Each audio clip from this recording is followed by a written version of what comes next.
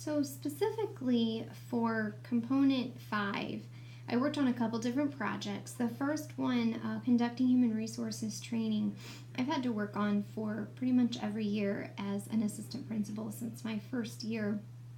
I think that every year I've learned different kind of components, and I think every year I've had to add things depending on the training. I think that this year specifically, I've added some components and support staff. I think that as I've kind of progressed in my years of experience, I've learned that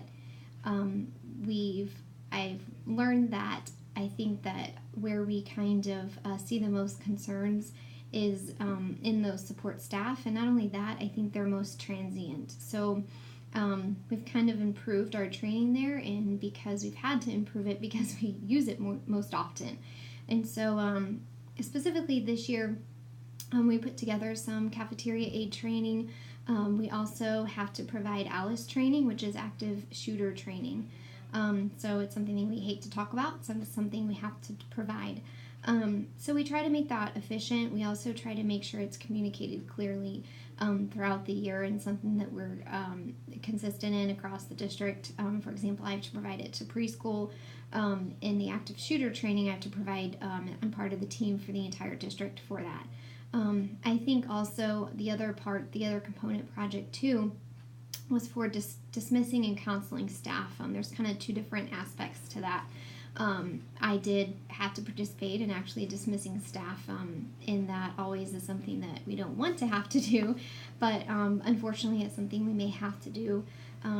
I think this another aspect of it is counseling staff, and I think something that we learned, that I've learned throughout the years, is the importance of documentation for that.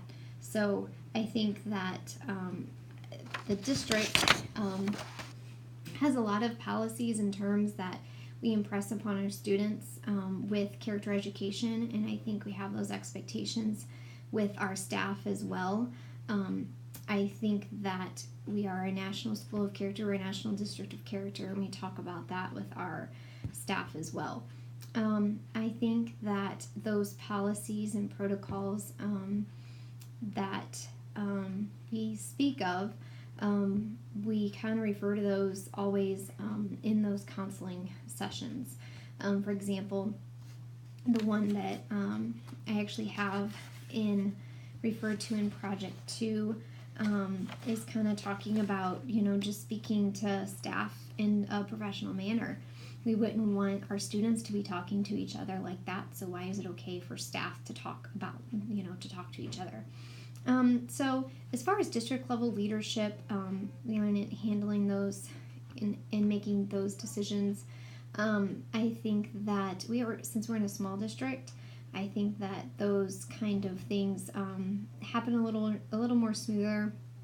I think that again, we are a national school of character, so I think that it's, again, the expectation is there. I think we have also hired an HR director that has made that process a little more smooth, especially within hiring and making those hiring practices a little more consistent. So I think that the last question, the process of articulating goals and missions and programs within the community, receiving those input. We have a lot of different community programs, and I think that, for example, community garden, things like that, making that mission known is kind of something that we've really tried to improve upon in different ways with social media, and I think that that's something we've really tried to work on. So that's kind of what I worked on with Component 5, Project 1 and 2. Thanks.